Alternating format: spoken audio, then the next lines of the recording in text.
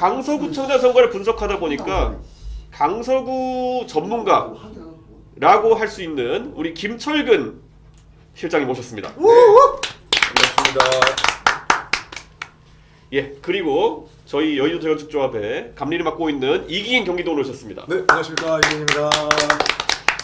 예, 오늘 이 조합으로 한번 강서구 보궐선거 개표 결과를 분석해 보겠습니다. 오늘 이제 김철근 실장님은 이번 강서 선거를 계속 지켜보셨고 가까이서 보셨으니까 대충 분위기 어떻습니까?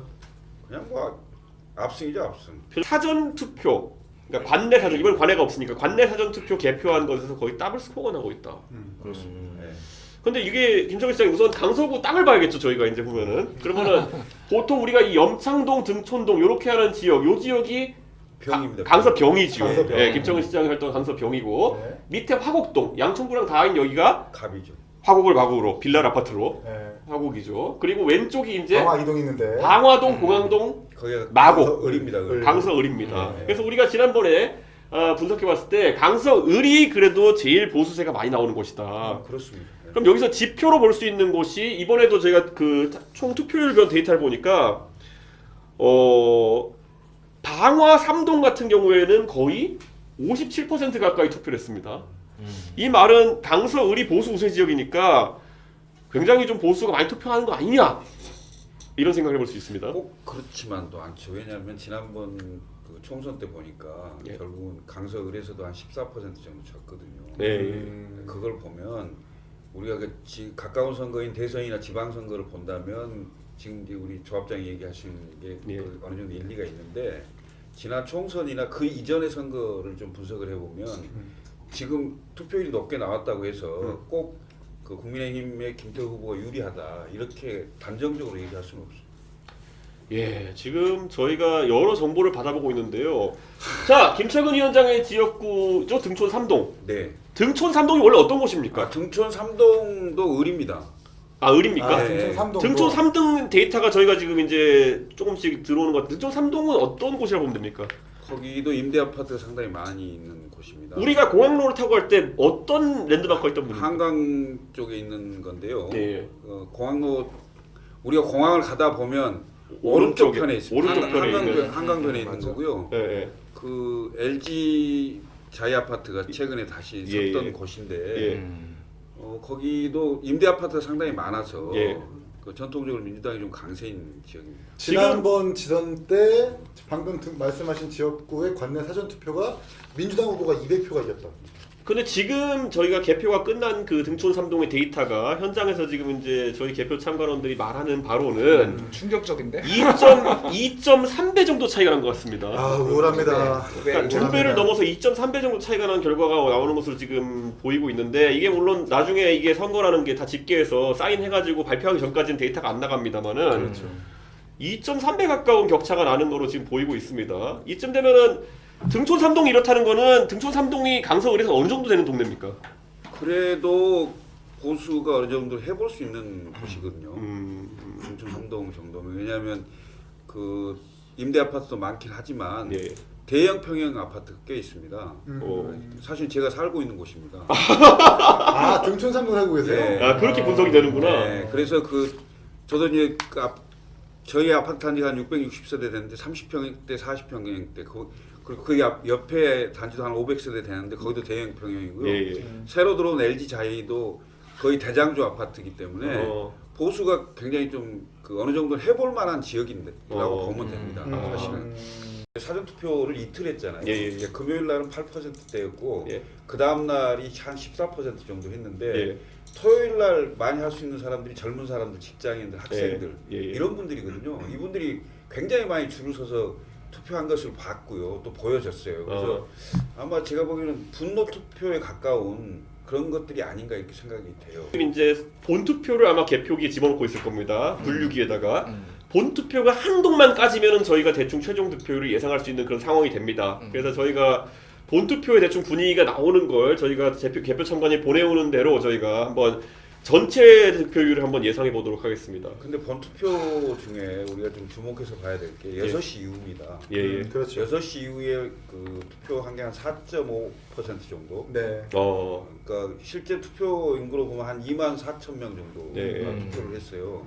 그 굉장히 많은 투표한 숫자거든요. 근데 이분들은 대부분 직장에 갔다 오신 분들이에요. 그러니까 우리 네. 김창희 씨는 강서 전문가니까 보시면은 예를 들어 보통 강서 사는 사람들이 여의도 아니면은 여의도 강남 강남에서 출퇴근하는 그렇죠. 9호선 라인이잖아요. 맞습니다. 예. 그러면 여의도에서 대충 9호선 타고 얼마 걸립니까? 20분. 20분. 강남이나 여의도에서 20분, 30분 정도 걸린다는 거잖아요. 예, 예. 한 대 보내고 와도 한 30분이면 온다는 건데 그러면은 실제 한 6시부터 반영된 그 투표라는 게 상당 부분 직장인들이다. 그렇습니다. 예, 급행으로 오면 네. 강남에서 25분이면 오기 때문에 예, 예. 아무리 멀어도 예예예. 그러면 직장인들이 끝내고 바로 와서 예. 집 근처에서 투표를 할 수 있는 그 거리거든요. 음. 상황으로 보면 그래서 6시 이후에 8시까지 2시간 동안에 그 투표를 얼마나 했느냐 이게 그 평균 1시간 단위로 그 증가하는 것보다 훨씬 많이 올라갔습니다.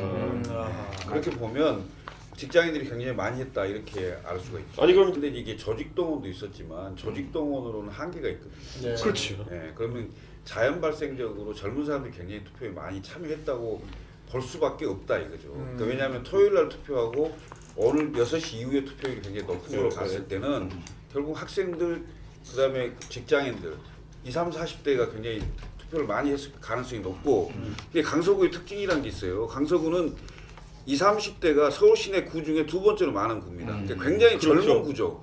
더군다나 최근에 마곡이 개발되면서 젊은 청년들이 굉장히 많이 들어와 있어요. 예. 그리고 공항대로면에 청년주택이 굉장히 많습니다. 맞아요, 맞아요. 그래서 전통적으로 보수가 약할 수밖에 없는 구조였어요. 왜냐하면 네. 젊은 사람들이 그동안 보수를 지지하지 않았잖아요. 그렇죠. 근데 그게 반전이 생긴 게 오세훈 보궐선거 때부터 반전이 생긴 생겼죠. 겁니다. 네. 그래서 지난 그 국회의원 선거 때 17.87% 평균으로 예, 예. 그 정도였는데 오세훈 때는 반대로 12% 정도를 이겼어요. 그렇죠. 예. 그럼 얼마나 많은 그 세력이 움직였겠어요. 그건 결국 핵심은 20, 30대하고 결국은 중도 호남 향후들이라고요.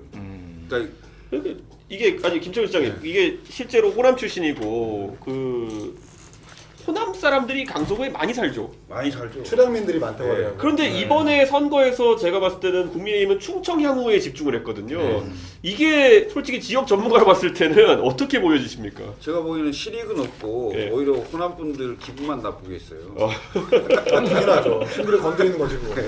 저는 이번에 사실 아까 투표율 얘기하면서 가장 궁금했던 게 원래 민주당이 전통적으로 투표율 올리기 위해 가지고 시의원 국회의원들 끌고 가는 걸 잘하거든요. 맞습니다. 근데 이것도 저는 이번 수치를 만들 정도는 아니었다고 봐요. 아 물론이죠. 네. 그러니까 이게 방금 전에 충격적인 수치가 들어왔는데요. 방금 전에 화곡 본동 수치가 저희가 대충 보게 됐는데 김창훈 시장님, 화곡 본동은 어떤 동네입니까? 거기는 제 지역구인데요. 예. 전통적으로 네. 민주당이 초강세지입니다.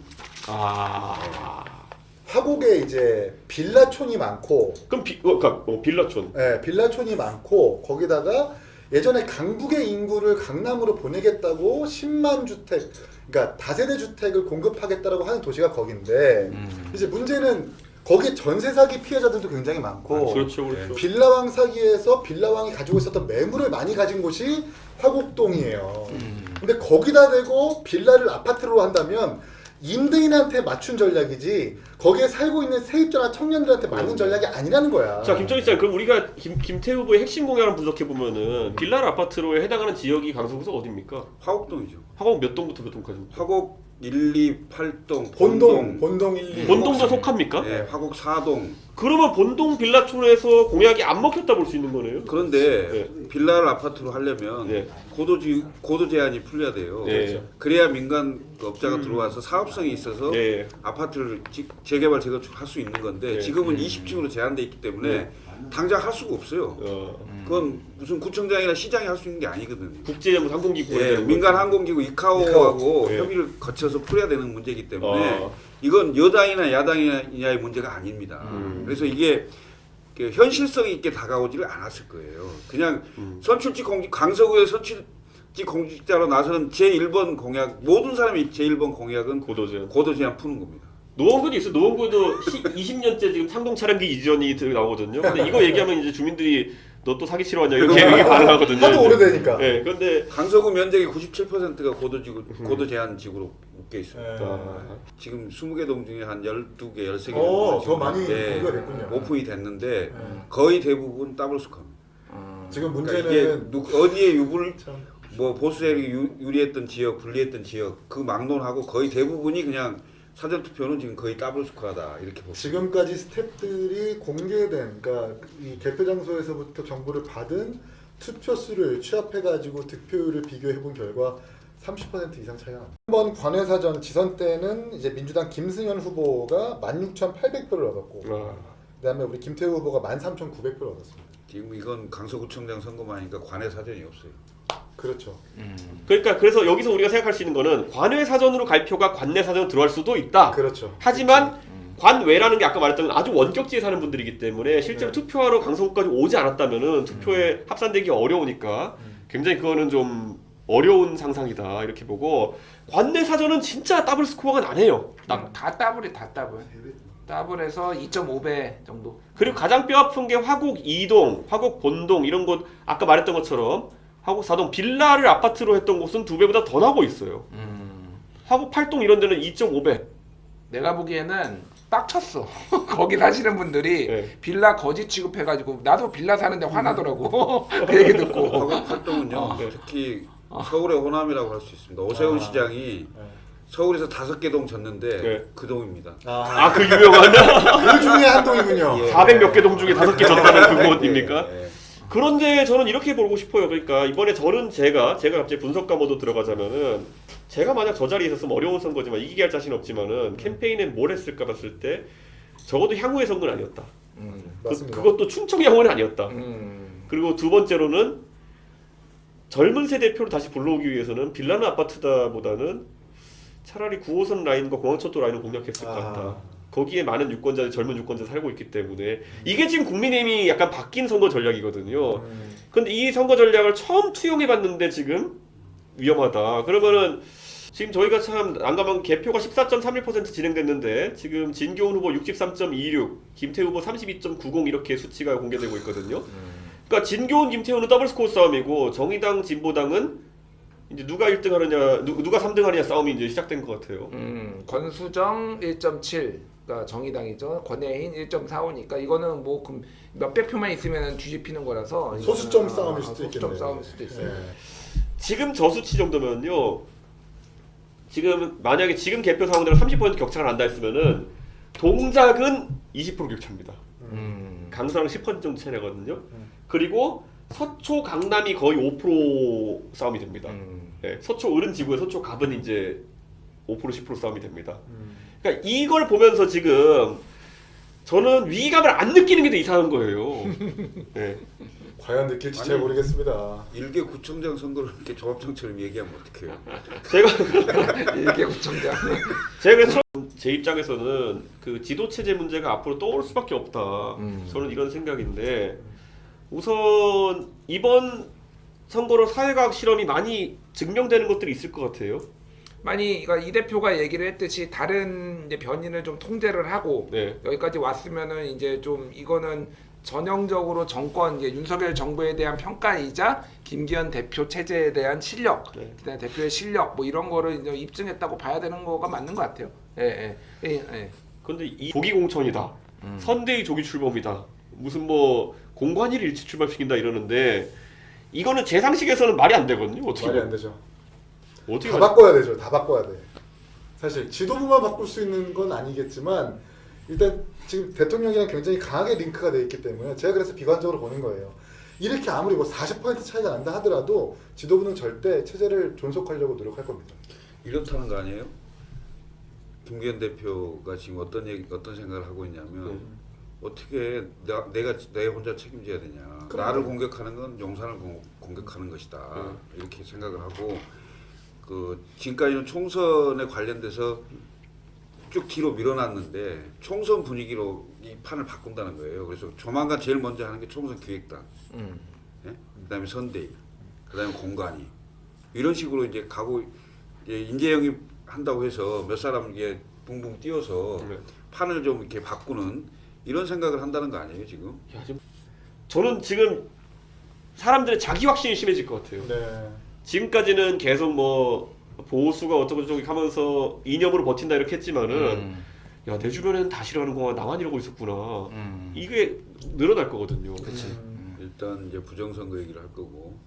아니, 근데 이 정도면요 부정선거 얘기도 하면 안 돼요. 그렇죠. 그렇지. 부정선거는 본투표는 이겼는데 사전투표를 진다. 그다음에 그 얘기 나올 거고, 그다음에 두 번째는 일개 구청장 선거인데 얘기할 거고, 여기 있는 사람들은 전부 다 위험하다, 위기다 이런 생각을 하고 있는 거잖아요. 그런데 당 지도부하고 용사는 그게 일개 구청장 선거인데 무슨 소리야? 총선은 달라. 그다음에 시간 6개월 남았어. 하고 뭉갤 수 있다 이거지. 나는 그게 더 큰 일이다 이 말이에요. 그러니까 1년 반 동안 못 보여준 실력을 갑자기 6개월 사이에 보여줄 것이다. 아니 자기네는 시간이 있다고 생각한다는 거지. 문제는. 더 이재명을 잡아놓자. 그래서 12월 그 얘기 있잖아요. 비회기 중에 이재명 구속영장 청구하겠다. 대청구하겠다. 이재명 전문가로서 그건 어떻게 보십니까? 저는 사법부가 어떻게 생각을 하겠어요. 네. 바보도 아니고 이 사람들 우리를 바보로 생각하는 건가. 이재명 저격수의 일입니다. 진짜 지금. 정말 결정적으로 진짜 뭐 녹취가 나오지 않는 이상, 결정적인 증거가 추가로 나오지 않는 이상은 역풍 불 수 있는 여건이 너무나 강하다. 전 그리고 부정선거 탓할 것 같고 일개 구청장 선거 탓할 것 같고 이거 왜 얘기 안 합니까? 이준석 대표 탓할 것 같다. 이준석이 18% 얘기해서 분위기 잡았다. 그렇죠. 그래서 이준석 때문에 이준석이 낙선을 고사 지내는 바람에 우리가 이렇게 분위기를 아니 내가 그렇게 대단한 영향을 가진 사람이면 그래서 우리는 선거에 졌다. 내가 대단한 영향을 가진 사람이면 나 좀 잘하라고 그러면 만물 이준석 기원. 내가 그렇게 선거 판세를 좌우할 능력 있는 사람이면 얘기 안 할 것 같죠? 잘하라고. 분명히 누군가 합니다. 그러면 분명히 해요. 누군가 김병민 장해찬이 그러면은 이준석이 3번 떨어지지 않았겠지. 그 정도는 나는 그래서 어떤 사람이길래 그렇게 이제 말 한마디로 이렇게 세상을 뒤흔들어 놓을 수 있느냐 그런 거. 지금 사전투표 개표가 끝났죠? 사전투표 개표가 끝나고 이제 본투표를 개표하고 있다고 합니다. 이야, 한번 읽어드릴까요? 네. 지금 개표가 30.8 지금 진행이 됐는데요. 진교훈 62.88, 김태호 33.20, 정확하게 더블 스코어, 거의 더블 스코어네요.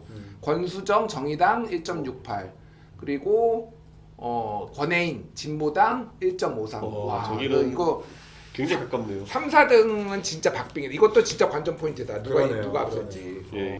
근데 권혜인은 지난번에 구의원 출마를 해서 자기 지역구가 있어요. 그리고 실제로 한 5천 표 정도를 얻었기 때문에 아하. 그게 기반이 좀 있을 저분이 수 저 한의사신 분이고. 맞습니다. 한의사. 예. 진보당 후보로서는 상당히 특이한 이력을 생각했어요. 한의사 출신. 이제 이 사전 투표하고 본 투표 비슷할 수 있냐면 관외가 없잖아요. 관회가 그렇죠. 없지. 예, 관외가 없고 그 강서구 관내에 있는 사람들끼리 그냥 일찍 먼저 갑니다. 있냐 늦게 있냐의 예. 차이거든요. 원래 관회가 무서워요. 관회 까면은 그냥 우수수 떨어지거든요. 그렇죠. 이제 예. 그런 개념이기 때문에 크게 차이가 없을 가능성이 있다고 보여져요. 그러니까 저는 사전투표 제도에서 관외 선거는 약간 좀 제가 의아했던 게 뭐냐면은 정말 이분들은 만날 수가 없어요. 맞아요. 그냥 주민등록만 노원구고 맞아요. 뭐 어디 지방에 학교 다니시거나 이래가지고. 선거운동으로 닿을 수 없는 사람들. 그러니까 이거는 약간 개선해야 되는 게 저는 하다못해 그분들 같은 경우에는 전화번호나 아니면은 이런 거라도 안심번호라도 공개해가지고 제가 공약이라도 보내드릴 수 있으면은 그래도 기분이 좀 덜할 텐데 뭐 군복무하고 있는 친구들도 있겠지만은 많은 사람들은 그냥 동네에 진짜 주민으로만 있는 분들이란 말이야. 그래서 제가 그분들 탓하는 게 아니라 선거운동을 하기 너무 힘들어요 제가. 그래서 이거는 만약 사전투표 제도를 개선한다면은 그 정도는 개선해야 될 것 같고 또 뭐가 있냐면 지금 이런 게 있어요. 사전투표 제도가 한 실질적으로 한 4, 5일 일찍 투표하는 거잖아요. 네. 그러다 보니까 총선 때 되면은 대부분의 선거구에서 TV 토론한 다음 날 사전 투표를 해요. 아하. 그럼 유권자들이 그걸 다 돌려보기 전에 사전 투표에 돌입하는 거기 때문에 오히려 정치 시인이나 젊은 사람들이 돈 안 들이는 선거를 하려 그러면은 토론회를 앞당기던가 후보 등록하고 다음 날 바로 하든지 텀을 좀 두든가. 아니면 사전 투표를 아예 뒤로 좀 더 미룬다든지 이렇게 해야 될 것 같거든요. 어쨌든 사전 투표하고 본 투표하고 너무 텀이 길어지는 거는 문제가 있는 것 같아요. 왜냐면 그동안 막 변수가 생기니까 그렇죠. 최대한 가까이 붙이는 게 맞는 것 같아요. 근데 이번에 사실상 선거운동이 8일밖에 안 되는 거예요. 예. 사전 투표를 5일 전에 하잖아요. 예. 13일 선거운동 예, 중에. 예, 예. 그러니까 일주일 만에 유권자가 사실상 결정을 한다는 얘기거든. 그리고 보통 선거 2, 3일 두고 큰 변수들이 생길 수가 있는데 그게 반영이 안 되는 거예요. 그러니까. 결국에는. 저는 그래서 지금 봤을 때 그 투표에 있어가지고 그 제도 개선은 좀 필요하다는 생각이 좀 들고요. 그럼에도 불구하고 저는 사전 투표 제도를 없애겠다고 국민의힘이 나올 것 같아서 걱정입니다. 아하. 아니 이미 그 얘기 나오고 있잖아요. 그러니까 지금 빌드업 자체가 사전 투표 때문에 우리가 졌어 이렇게 하는데 저는 정확하게 하잖아요. 사전 투표가 아니라 관외 사전 투표가 문제라고요, 아저씨들. 근데 이것도 모르지. 왜냐, 영남은 어쨌든 다 이기니까 관심이 없거든요. 근데 수도권에 있는 사람은 관외 사전 투표가 뭔 줄 알고, 관내 사전 투표가 뭔 줄 알고, 본투표가 뭔 줄 알거든요. 영남은 그런 거 없어. 가면은 그냥 가가지고 그냥 선거 기간에는 어르신들 만나고 다니면 돼, 이거밖에 없어요. 당인으로서 제가 축하해야 될 일이 우리 김태우 후보의 지지율이 득표율이 조금씩 오르면서 드디어 34%를 돌파했다. 저는 실제로 나중에 가면 37까지는 갈 수 있을 거예요. 37까지 갈 수 있을 조금 거예요. 조금씩 뭐 이렇게 기사 전문가 우리 지금 현재 그 님이. 10시 52분 네. 걸로 보면 개표가 55% 정도 됐어요. 예. 진짜 빨라요 네, 요즘은. 그런데 지금 그 사전투표 나왔던 그 비율보다는 약간 줄긴 했어요. 줄긴 했는데 거의 더블 스코어 그 상태입니다. 야, 그러니까 지금 그 본투표도 지금 개표가 되고 있는 건데 예. 상세 자료가 지금 저희한테 전달이 좀 안 되고 있고 집계해서 그냥 통으로 지금 넘어온 자료가 그렇습니다. 우리 당 측 참관인들이 많이 이제 좀 낙담을 했다 그래요, 현장에서. 맞아요. 그래가지고 원래 예상치보다 더 안 나오니까 그러니까요. 낙담을 해서 지금 현장에서 거의 철수해야 될 분위기인 것 같아가지고 지금 문제가 되고 있는 것 같은데. 그러니까 박빙 선거이거나 네. 10%의 10%나 보전. 15%를 넘어야 보존이 되잖아요. 보전. 네. 그 보전 찾는 그거 그것 때문에 참관인들이 엄청나게 신경 많이 쓰거든요. 네. 근데 이게 그건 다 넘었고 게임은 거의 끝나가는 것 같고 볼 이유가 없는 거죠 지금. 그러니까 그냥 상황이. 쑥쑥 넘어가면 네. 바로 그냥 발표가 되는 그런 상황인 거죠. 이거는 선거 한 3번쯤 떨어보자 보면 이 과정을 너무 잘합니다. 예. 역시 마삼중인가? 아니 근데 우리 이번에 3번째 선거 치렀을 때 상계동에서는 보면요. 네. 그 민경욱 의원이나 황교안 대표 그렇게 찾고 싶어하는 본투표 이기고 사전투표 진 사람이 저거든요. 그러다 보니까 본투표 같은 경우에는 우리 당원들이 눈에 불을 켜고 미분류표 싸웠어요. 예. 그래서 사전투표 열리면서 에라이 이렇게 된 거지. 관외 사전 열리면서. 그런데 그것도 하나의 추억인데 내년에는 다툴 표가 없어 보입니다. 이렇게 되면. 그 개표가 한 5% 정도 더 가면 네. 거의 당선 유력으로 나올 것 같은 그러게 그런 예감이 들어요. 곧 네. 왜냐면 네. 댓글도 그렇고 벌써 매직 넘버가 몇 표냐부터 얘기가 나오는 거 보면 매직 넘버는 의미 없고 이준석이 설정한 세계관에 따르면 격차가 제일 중요하다. 그렇죠. 이렇게 되기 때문에. 네. 근데 18% 넘길 것 같은데. 지금 이 상황을 보면 이제 이게 우려가 이제 현실화된 상황이잖아요. 그리고 이제 이게 거의 충격적인 수치란 말이에요. 사실 뭐 10에서 15, 뭐 많아봐야 18, 뭐 이런 얘기가 있었는데 지금 그걸 완전히 뛰어넘는 수치란 말이에요. 그렇죠. 격차가. 만약에 이제 이 상태로 거의 굳어지는 상황이 됐다. 그러면 저는 굉장히 궁금합니다. 용산이 뭐라고 말을 할지, 그리고 김기현 대표가 뭐라고 하면서 말을 할지. 네? 근데 이런 상황에 저희들은 굉장히 지금 위기감을 느끼고 공천을 받으면 뭐하냐, 나가면 뭐하냐 이런 생각을 하는 거 아니에요. 네. 변화가 없으면. 맞아요. 그런데 공천을 협박해 막. 그런데 뭐 공천 여기 지금 중이만이 뭐 이렇게 이게 도대체 아니, 뭐냐고. 당원권 정지가 몇 명이야 지금? 당정 모임, 당원권 정지 모임이죠. 당정 모임. 당정협의야 당정협의.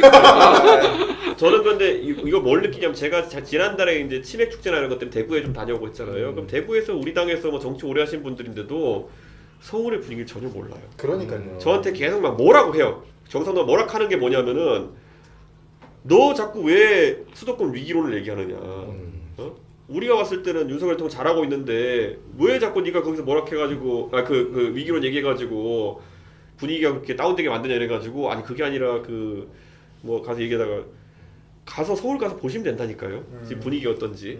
근데 진짜 대구 사람들이 안 믿었어요. 근데 오늘 이 결과가 나가게 되면은 대구 사람들부터 흔들려요. 이 길이 아닌가 봐.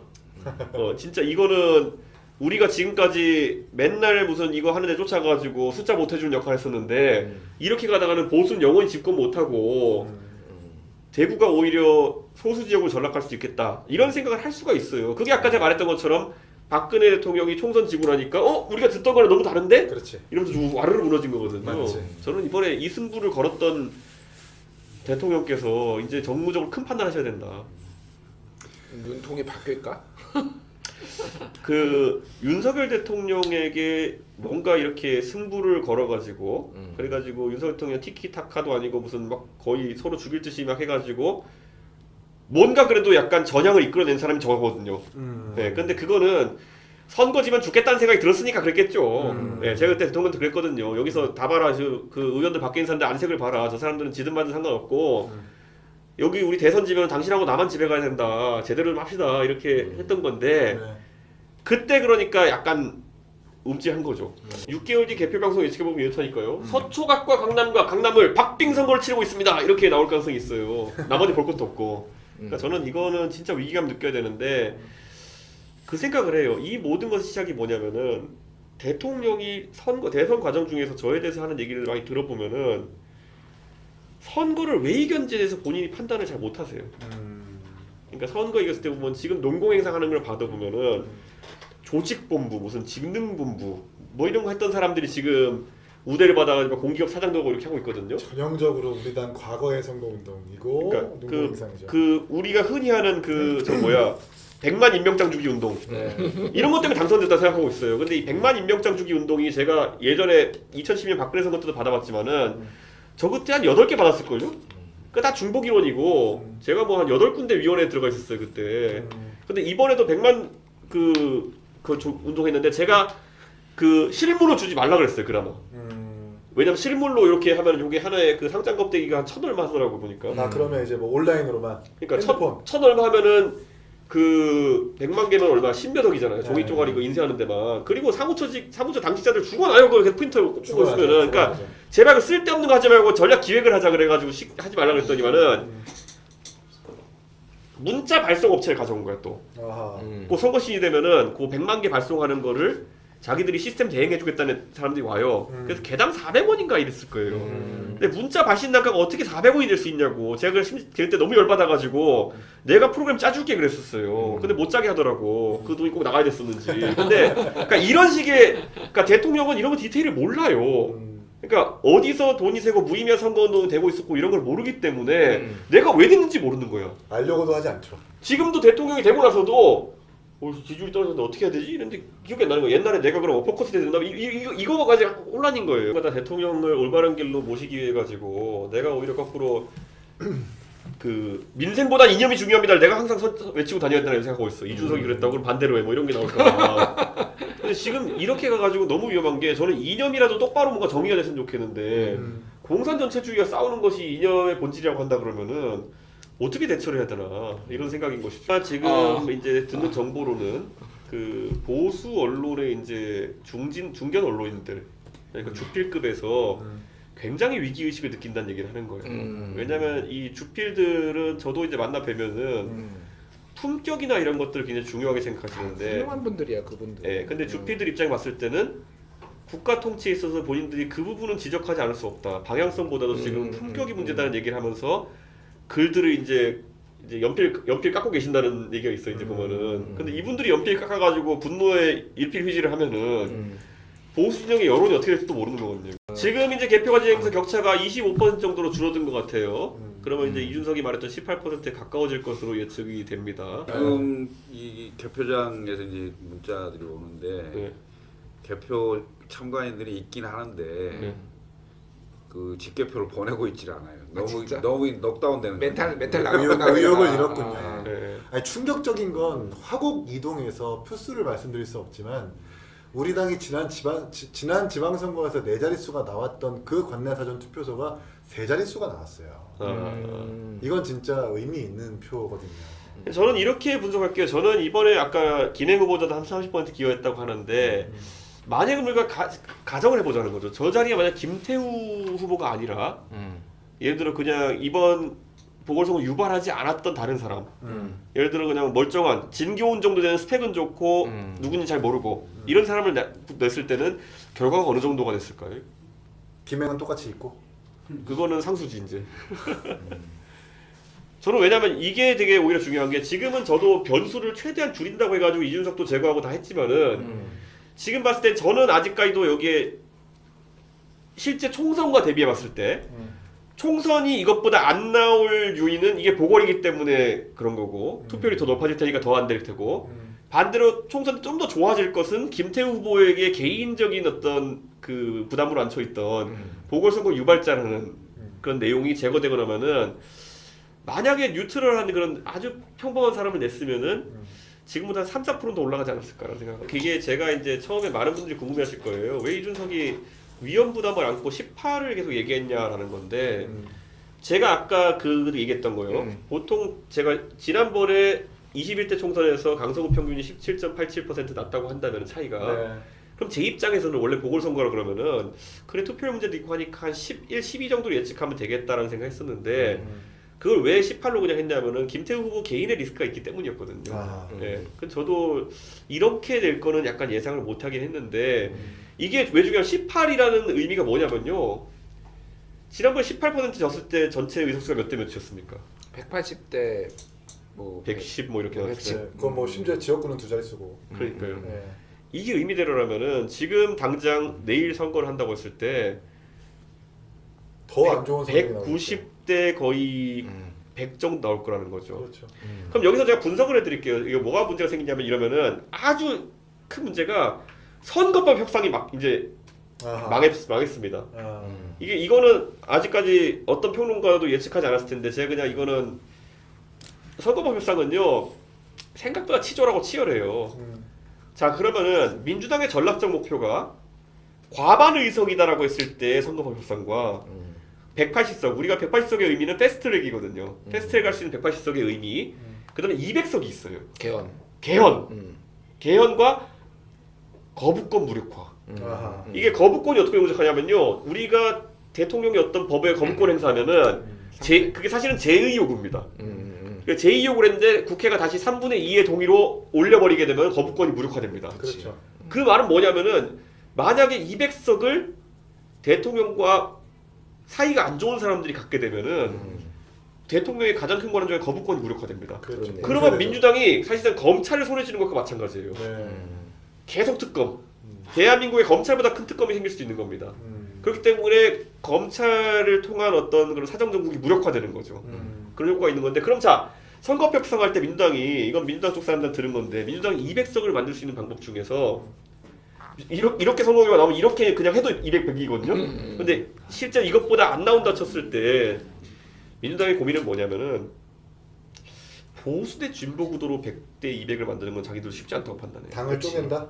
그런데 친윤 대 비윤. 친윤 대 비윤 또는 반윤의 구도로 100대 200을 만든다 했을 때는 가능하지. 자기들이 가능하다는 거예요. 아하. 그러니까 자기들이 그거를 지금 기획하는 단계에 이르렀어요.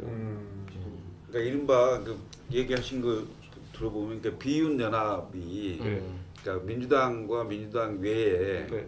여러 세력들이 있을 수 있는 네, 거잖아요. 네. 그게 지금 현재는 국민의힘 내에 이른바 친윤이 있고 비윤이 있을 수 있잖아요. 네? 그러면 이 친윤을 제외한 나머지 세력 전체를 네. 전체의 의석수가 200을 넘게 되면 네. 이른바 비윤 연합이 될 수 있는 건데 여기서 핵심 포인트는 뭐냐면 국민의힘 내 현재 국민의힘 내에 있는 이 비윤 세력이 사실상 이 세력을 결정하는 캐스팅 보트가 된다는 거예요. 아하. 네. 왜냐하면 향후 총선 이후에 전국 운영의 핵심 그 캐스팅 보트는 결국 국민의힘 내에 현재 비윤 세력이 될 수 있다 이겁니다. 네. 저는 그래서 이게 왜 중요하냐면은 만약에 그걸 대통령께서 인지하는 순간 더 다급해져요. 왜냐면 대통령은 우리가 대통령의 이력은 간단하잖아요. 사시구수, 검사, 그다음 대통령이거든요. 그럼 검사 마지막 커리어가 뭐냐면은 그 특검 팀장부터 시작된 커리어가 화려한 거예요. 그 전까지는 저희가 잘 모르잖아요. 네. 댓글 수사다 좌천되고 이런 거 많은데 특검 팀장 할 때부터 그럼 이분이 봐왔던 건 뭐냐면은 권력이 어떻게 무너지는지 너무 잘 보셨어요. 아하. 예. 그래서 아마 윤석열 대통령 그걸 피하기 위해 가지고 뭔가 설계를 하려고 하실 거예요. 혹시 저한테 궁금하시면 전화 주시면 제가 설명해 드리겠습니다. 그런데 저한테 설명 드리실 것 같지는 않고 아마 주변에 관심배단 듣겠죠. 그런데 이 상황에서 뭘 할지 모릅니다. 그러면. 예. 저는 최근에 충격적인 얘기로 신당 창당을 기획하는 무리도 있다는 얘기 들었어요. 저도 중복적으로 많이 들었어요. 네. 제가 그 작업하는 실무자 이름들까지 들었는데 진짜 창당 기술자들이에요. 근데 저는 이 의미가 바라는 게 뭐냐면은 갑자기 창당한다 나설 수도 있어요. 왜냐하면 이 상황을 보고 완전히 판을 뒤엎으려고 생각할 수도 있어요.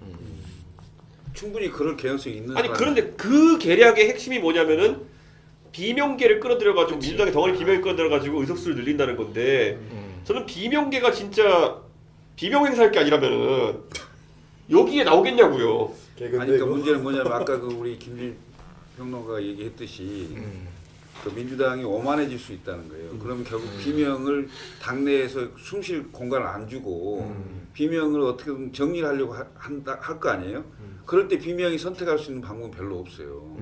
그러면 결국은 짐을 싸거나 아니면 밖에 있는 외부하고 연결을 시도하거나 네. 그 연결고리를 쓸 수 있는 사람이 김한길이거든요. 맞아요. 어. 근데 그 이게- 생각을 아, 이 판을 완전히 뒤엎고 갈아엎고 새로 자기 당을 만든다 할 때 충분히 그 생각할 수 있는 개연성이 있다니까요. 결과 나오기 전에 용산에 이제 출마를 생각하는 한 2명 정도가 그저께쯤 전화를 한 적이 있었어요. 용산에 근무하는 행정 뭐 저기 그러니까 선수들 뭐 나온 분도 있고 나올 분도 있고 한데 네 얘기했는데 이 얘기했어요. 어디 나갈 거야? 그랬더니만은 수도권에 나가고 싶어요 이렇게 하는 거예요. 그래서 쓸데없는 소리 하지 마. 그랬더니만은 오히려 화를 내더라고요. 아니 왜 자꾸 그렇게 부정적으로 생각하시냐고. 지금 우리가 그 보는 데이터로는 서울은 잘 되고 있다. 아 진짜? 예. 뭘 본 거야? 근데 이게 지금 이게 그러니까 이런 거잖아요. 원래 그 정도의 그러니까 국정원보다 위에 있는 게 용산대통령실인데 여기가 잘못된 정보를 듣고 국가를 운영하고 있으면 난리 난 거거든요. 난리 난 거죠. 근데 진짜 현실감이 없어요 지금. 이봉규 TV에서 하란 대로 하는 거예요. 이봉규 TV에서 여론조사 했나 보다 진짜. 저는 최근에 뭘 느꼈냐면요. 그 우리 그 길거리 미터라고 어. 그 어르신들 본 스티커 유튜브 붙이는 보면은 붙이는 거. 그런데 아. 내가 가장 많이 보는 게 우리 동네니까 도봉산을 많이 봐요. 도봉산에 옛날에는 이 붙이라 그러면은 한 9대 1이야. 요즘은 어르신들 한 6대 3이야. 그래서 우리가 여론조사 수치를 항상 기관 팩터를 제거하기 위해서 변동폭을 보라 그러잖아. 변동폭이 심해 지금. 그러니까 지금 이런 거를 오히려 내가 이제 많이 보게 되는데 저는 굉장히 걱정이에요 지금. 내일 지금 모든 언론사가 지금 아마 언론사 입장에서 어떻게 보시는지 내 모든 지면 언론사들이 판가리 할 것 같은데. 지금 이거는 다 이미 그러니까 이 시나리오는 예측 못했을 것 같아. 그러니까 이게 35대 60 요게 끝까지 갈지는 모르겠으나 네. 요게 그대로 나오면은 네. 그러니까 쉽게 얘기를 하면 이거는 대통령에 대한 평가다라고 볼 수밖에 없는 거니까 네. 그게 그 수치가 그대로 나온 거죠 35대 60 이게 그러니까. 부정선거 수치하고 똑같잖아요. 당장 부정선거 얘기 나오겠네 또. 야 근데 방금 진경훈 후보가 득표율이 59.79로 내려가면서 60%선이 무너졌고 지금 아. 격차는 23.5 정도 됩니다. 좋아 좋아. 제가 이 총선 때 딱 저 수치로 졌어요. 이게 절대 죽을 때까지 안 가보고 떨어진 사람은 그러니까 근데 저는 18% 근장으로 갈 것 같습니다 왠지. 본투표에서 어느 정도 격차가 좁혀질 것으로 본투표는 따발 스코어까지는 안 날 그렇지 거예요. 본투표는 그것까지 안 나니까 그렇다 하더라도 충격적인 수치입니다. 제가 봤을 때. 다시 진경훈 후보 60%를 회복했습니다. 그래서 그리고 김태우 후보도 36%까지 올라갔죠. 네, 24% 격차를. 그러니까 이게 우리가 어떤 위험한 지점 봐야 되냐면요. 지금 그 자꾸 이제 보고 싶은 걸 보는 사람들은 갤럽이랑 보면 30대 35로 나오는 조사들 서울에서 이런 거 보면서 좋아하는데 없음 모름이 이렇게까지 한쪽으로 쏠리는 그러니까 없음 모름이 무당층도 그렇고. 네, 없음 모름이 엄청 쏠려요 지금. 예, 지금 동네 가보시면요. 평소에 진짜 없음 모름인 걸 제가 아는 사람들 아하. 물어보면은 내년에 꼭 투표할 거야 이렇게 얘기해요. 그런데 거기서 제가 국민의힘에서는 전혀 인지하지 않고 언급도 안 하지만은 가장 열받게 했던 게 뭐냐면 옛날에 얼마 전에 코로나 지원금 줬던 거 뺏겠다고 했을 때 그게 뭐냐면은 얼마 전에 그랬어요. 얼마 전에 세수가 부족하니까 코로나 지원금 줬던 거 다시 회수할 수 있다. 아직 회수 못했지만은 그리고 거기에 단서 조항이 있었기 때문에 할 수 있다 뭐 이런 검사 같은 얘기를 해요. 그런데 이거 듣는 순간 자영업자는 다 돌아섰죠. 네. 그러니까 이 사람들이 지금 코로나 피해 이후에 상권이 회복이 안 돼가지고 사업이 예전 궤도로 올라가지도 않았고 앞으로도 그런 날이 올지 모르는 상황에서 불확실성에 살고 있는데 돈을 회수하겠다? 그런데 거기 갑자기 기사가 터져가지고 해외 순방에 몇백억 쓴다 이래버리면은 돌아버리는 거지 진짜 보면은. 그러니까 거기다 뭐 40억은 애교 이러기 시작하면은 강서구 상인들은 아마 미쳐버릴 거예요 지금. 이 대통령실의 메시지부터 김태우 후보의 메시지부터 선거 운동과 전략과 슬로건까지 강서구 구민들한테 납득될 수 있는 것들이 하나도 없었습니다. 하나도 없었어요. 지금 개표가 69.16%까지 됐는데 59.81 대 36.22 23% 정도의 격차를 보이고 있다라고 얘기합니다. 그리고 현장에서 기권표가 많이 나와가지고 음모론이 나오고 있다라고 하는데 그리고 우리 아까 스태프들이 잠깐 보여주죠. 벌써부터 부정선거 이 컨텐츠들이 올라오기 시작했다. 부정선거 콘텐츠 하는 분들 만약에 저한테 토론을 제안하실 분이 있으면은 제가 한 사람당 500만 원씩 받고 토론해줄 의향이 있습니다. 그렇기 때문에 입금 먼저 하시고 그다음에 저한테 연락 주시면은 제가 500만 원 대전료를 받고 부정선거론자들과 다퉈주겠습니다. 기권표가 많을 거예요. 왜냐하면 그 과거에 우리 당을 지지하거나 찍었던 사람이 그 민주당은 찍을 수가 없고 그러니까 도저히 못 그래서 찍겠다. 투표는 안 할 수 없고 그래서 모든 후보에게 다 찍거나 네. 예? 그 겹쳐 찍거나 이렇게 하겠다고 나한테 얘기한 사람도 있으니까 그 원래 현장 가보면요 무효표 보면요 젊은 사람들은 되게 재밌는 무효표 많이 만들어요. 맞아요. 이렇게 막 그 투표용지에 도장 팍팍 찍어가지고 가운데 손가락 모양 만들고 오기도 하고 이런 거 되게 많아요. 아 근데 진짜 59.7대 36 한 23% 정도 격차가 유지되는데 이대로 가서 진짜 이번에 그 민지 컨설팅 박시영 대표는 22% 예측했더라고요. 야, 박지영 대표가 예, 22% 예측했던데 박시영 대표가 뭐 그 여론조사 전문가이기도 하지만은 아마 샘플이 큰 여론조사를 많이 돌렸을 거예요. 속보가 떴네요. 강서구청장의 진교훈 민주당 후보 당선. 아니 저게 무슨 속보라고 지금 띄우는 거야? 잠깐. 그런데 그 이제 유력이라는 말을 지금 실제로 붙이는 건 좀 현재 23.3 정도로 격차가 줄어든 가운데 21을 예측한 박시영 대표와 18을 예측한 이준석 간의 그 대결입니다 지금. 20을 예측한 내가 맞을 것 같아 왠지. 이야! 기사화가 안 돼서 안타깝지만 어쨌든 김준일 대표의 20이 현실화되면은 저는 김준일 대표를 이제 기자 영역이 아니라 컨설턴트 영역으로 이제 모셔야 되잖아요. 사실 완전 황교안 시대로 돌아가는 네. 미래통합당 딱 그 그렇네. 수준으로 예. 돌아가는 상황이거든요 지금 보니까.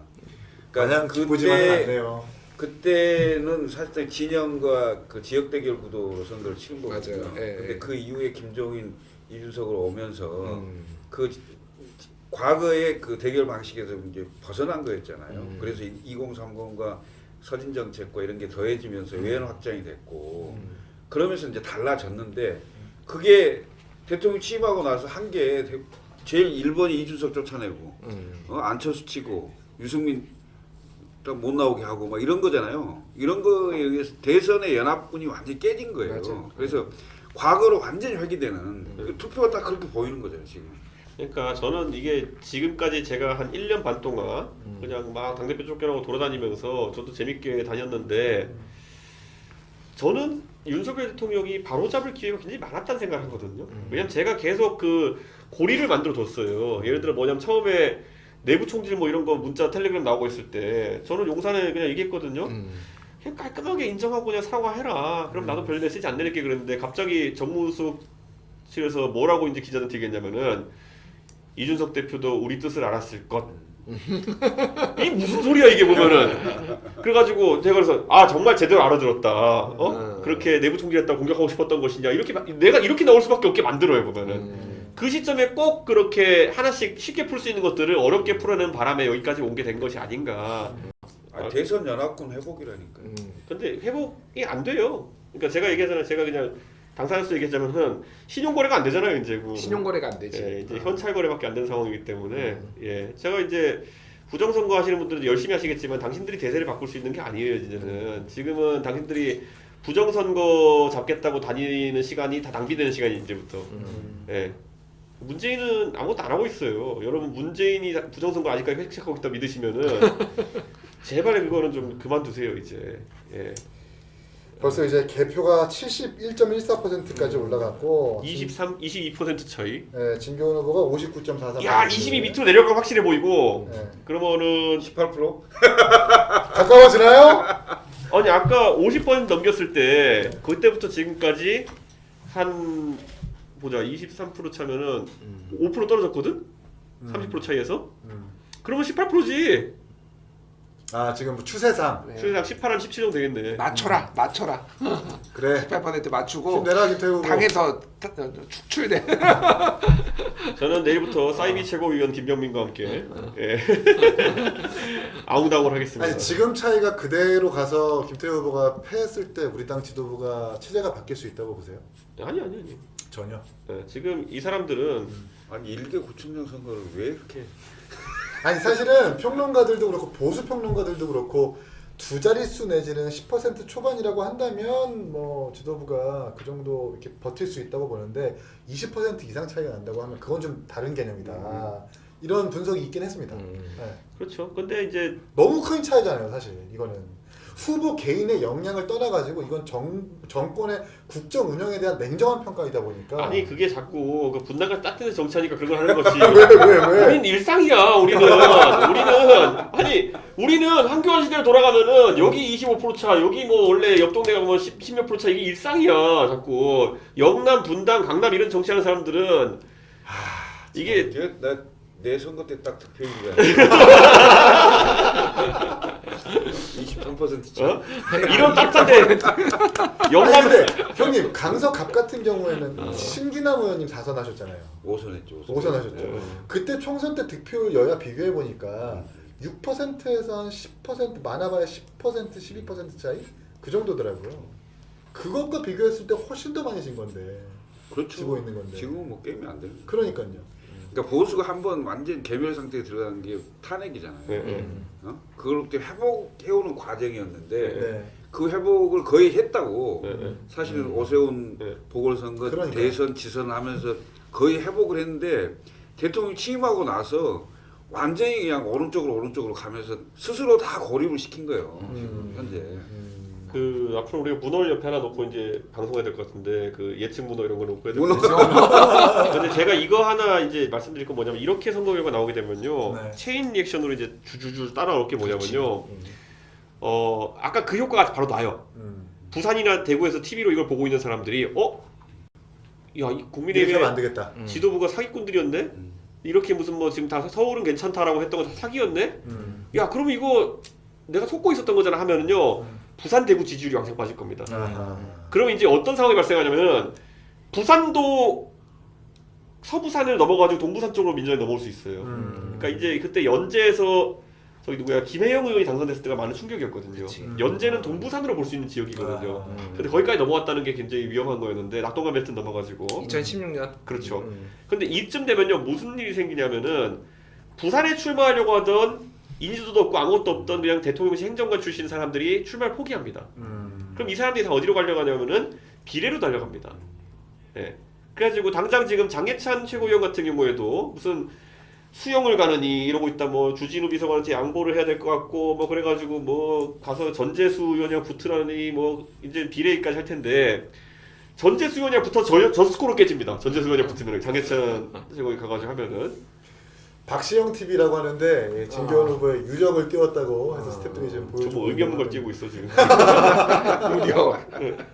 그런데 저는 이게 무슨 의미가 있냐면요. 그때 그 박근혜 정부 때 2016년 때 공천 망했던 이유가 뭐냐면은 전부 다 그래도 수도권이 안 좋을 것 같으니까 전부 다 부산 대구에 가서 붙느라 서로 투서도 엄청 많이 하고요. 언론사에다가 막 뭐 별거 다 투서해요. 저 새끼 죽여야 된다 공천 받다 이래가지고 당 난장판 되는 거 한순간입니다. 이게 진짜 금방이고 그럼 아까 제가 말했잖아요. 여기서 민주당은 이거 또 민주당은 도난박 컨설팅하면 안 되는데 민주당은 가장 쉬운 방법이 뭐냐면 국민의 혼란을 빠뜨리려면은 연동형 비례제를 현장 유지시키면요 인재 영입이 아예 안 됩니다. 국민의힘은 영남 출마도 안 되고 비례도 안 되면 저당에 갈 이유가 없다예요. 그러니까 선거법 협상을 안 하면 돼요. 그러니까 이게 현금 현상이 되게 지금 안 많은 하고 분들이 그대로 놔두면 연동형 비례로 가게 돼 있어요. 그렇죠. 캡도 지난번에 씌워놨던 아, 게 그것도, 없어져 버리고 네, 세제되는 그래서 거예요. 네. 위성정당을 이제 만드는 그건데 지금 위성정당 방지법이 몇 개가 발의가 돼 있는데 그게 이제 헌법상으로 이거를 정당을 결성하는 걸 막을 수는 없고 예를 들면 이런 거예요. 그러니까 지역구를 내는 정당은 무조건 비례대표도 내야 된다라고 하면은 그러니까 이제 그러면은 그 국민의힘 뭐 다른 뭐 위성정당이 뭐 국민의 저력 뭐 있으면은 두 개가 다 오니까 사람들이 헷갈리는 거야. 근데 국민의힘에 찍는 그 정당 투표는 다 사표가 되는 거지. 그러니까 뭐 이렇게 해서 어쨌든 막겠다라는 게 여러 가지 이제 꼼수를 막겠다는 게 있어서 어떻게 될지는 모르겠으나 어쨌든 민주당에서 뭐 이탄희 의원이나 이런 사람들 몇 명 한 30명 정도는 지금 다당제로 가야 된다 이런 식으로 조금 선거제도 개혁까지 얘기를 하고 있고 민주당이 그거 이재명 대표가 그거를 떡밥을 물 수도 있어요 사실은 지금. 이게 그리고 우리 봐야 되는 게 그 연동형 비례대표제 이미 선거 4년 전에 까먹으실 수 있겠지만은 자 그때 미래한국당이라는 위성정당 만들었어요. 그럼 이 정당이 넘어가가지고 그 어쨌든 기호 2번까지 그러니까 두 번째 위치에 놓여야 되는 거예요 칸에. 그렇지. 그러면은 현역 의원들 탈당시켜가지고 거기다가 니네 가가지고 거기서 출마해라고 해야 되는 거거든요. 맞지. 이건 근데 뭐냐면 공천 떨어진 사람들에게 부탁해야 되는 거예요. 네. 그때도 그랬지. 누가 부탁을 들어주겠냐고 이 정도 상황이 되면은. 그 왜냐면 그때 미래한국당 보냈던 사람들이 결말이 좋지 않았어요. 네. 그러면 안 좋았어, 맞아. 그러면 안 좋았어요. 한성교 의원, 염동열 의원, 지금 다 어디 계신지 원유철 의원 막 이렇잖아요 보면은. 그러니까 그 학습 효과가 있어가지고 그러면은 여기서 문제가 뭐가 생기냐면은 비명계가 만약에 나중에 죽을 것 같아서 진짜 탈당을 한다. 그러면 비명계 정당이 두 번째 올라갈 거예요. 그렇네. 네. 그러면 이제 이것도 비례대표 전략이 있어가지고 보수가 완전 꼬이는 게 되는 거예요. 맞지. 그래서 저는 지금 비례가 막히는 순간부터 인재영이 절대 안 된다. 그러면서 결국은 이른바 그 친윤 그룹이 국민의힘으로 갈지 뭐 신당을 할지도 모르겠으나 결국 백석이 안 된다는 계산이 나오는 거예요. 예. 왜냐하면 민주당은 유성정당을 그 당에서 만들지 않더라도 조국 신당 할 수 있지. 네. 조국이 나올 수 있잖아요. 금방 얘기한 그 또 다른 비명계 신당이 쓸 수도 있단 말이에요. 만약에 연동형으로 가게 되면 그러면 이 두 군데가 결국 받아먹을 수가 있는 거고. 근데 보수 정당은 그런 체제가 안 돼요, 사실은. 만약에 한다면 반국가 세력을 잡자고 완전 극우 정당 같은 게 하나 생길지는 혹시 모르겠네요. 그렇죠. 어? 예. 그럼 결국은 그게 표를 얼마나 많이 얻을 수 있겠냐 이거죠. 근데 이제 비례신당에서 항상 보수가 연동형도 대비 안 돼 있으면 망하는 것처럼 비례신당 하면 제가 그냥 솔직하게 얘기하면요 보수 쪽의 비례신당 이름들이 너무 구린 게 많아요. 그러니까 저쪽은 그러니까 예를 들어 이름을 대면은 정의당, 기본소득당, 뭐 이런 거 녹색당, 미래당 뭐 이렇게 짓거든요. 근데 여기 뭐 무슨 뭐 우리 자유 뭐 어쩌고 당, 자유통일당 그러니까 우리 무슨 뭐 약간 무슨 하는데 새벽당인가 뭐 이런 것도 있어요. 자유의 새벽인가. 일단 국민, 한국, 뭐 자유 이런 거 많이 들어가지. 네. 근데 여기에도 이제 보면 기독당 나올 거고요. 또 나올 건데 이게 득표 소구력이 지금까지 보면 항상 한 그 있잖아요. 그 문턱 넘어야 되는 3%인가 3%. 그걸 못 넘는 수준이 되게 많아요. 그래서 저는 연동형 비례제 협상도 민주당이 안 해버리면은 굉장히 지금 골치 아픈 상황이 생길 거다. 내가 보기에는 안 할 것 같아요. 네. 할 이유가 민주당이 없죠. 안 할 거예요. 그럴 가능성이 높아지고 있어. 왜냐면 협상을 안 하면 원한 대로 가는 거니까. 그리고 병립형으로 돌아가는 것에 대해서 민주당에서 반발이 굉장히 거세요. 그러니까 이거 그렇게 지금 아까 얘기했듯이 그 한 30명 정도가 성명도 발표하고 이렇게 할 정도로 병립형만 안 된다라고 반대하고 있어서 협상 안 해버릴 명분도 있어 그러니까. 야, 저희가 이제 말씀드리는 이 중간에 김태우 후보가 승복 입장문을 냈다고 합니다. 예. 네. 이거는 지지해준 분들의 성원에 화답하지 못해 죄송합니다. 강서구 발전을 위해서 할 수 있는 일이라면 뭐든지 하도록 하겠습니다. 고맙습니다. 여기까지 하겠습니다. 라고 입장문을 야 아직도 근데 합니다. 23% 격차가 유지되고 있는 건가? 예. 저희가 아직 본투표 이 참관인 분들한테 본투표 개표 상황을 받지를 못했는데 22.8까지 왔습니다. 예. 야 18 가겠다. 20이야 20. 내가 볼 때는 딱 20이야 20. 제가 볼 때는 20대로 끝날 것 같아요. 네, 20. 10대로는 그렇게는 좁혀지지 않을 것 같고 10대로 안 내려갈 것 같아. 얼마 뭐 아이스크림 하나 볼까? 이거 지금. 슬프네요. 기분이 내기 좋지 속의 않습니다. 내기, 작은 내기. 와 저는 저 혼자 이제 사실 보수의 미래를 걱정하고 있었는데 걱정됩니다. 그러니까 왜냐면은 저는 제가 이런 얘기 할게요. 제가 윤석열 대통령이랑 이제 막 치고받고 한 다음에 이제 나와가지고 놀고 있을 때 아침에 일어나면 매일 하는 게 있어요. 딱 일어나서 아침에 물 한 잔 먹고 딱 앉아 5분 동안 내일 내가 만약에 선거를 지휘하면 내가 어떻게 해야 되지? 를 한번 고민해봐요. 근데 한 달 전부터 답이 없다. 답이 없다. 답이 없다. 답이 없다 이런 생각을 하는데 오늘 이걸 보고 나가지고는 진짜 답이 없다. 답이 없지. 답이 없다. 어쨌든 오늘 그러면은 지금 이제 밤이 깊었고 12시가 다 돼가니까 마지막으로 한번 총평이나 하고 끝내죠 오늘 보면. 예. 아니 그래서 김철구 시장님은 강서 선거에서 이 나타난 민심 강서구에 계속 도전하실 겁니까? 해야죠. 예. 해야 되는데 제가 보기에는 더 아까도 이제 방송에 내가 얘기를 했는데 이걸 위기 상황으로 느끼고 이거 큰일 났다. 네. 이건 여론조사도 아니고 실제 투표를 해서 네. 나타난 민심이기 때문에 네. 이것을 받아들이면 그나마 변화할 가능성이 있는 거잖아요. 네. 그러면 앞으로 6개월이 남아있기 때문에 네. 뭐 혁신도 하고 뭐 사람도 바꾸고 뭐 이렇게 하면 가능성은 좀 보일 수 있는 건데 오히려 그렇게 된다면 이게 독이 아니고 약인데 내가 보기엔 그럴 가능성이 없다는 거예요.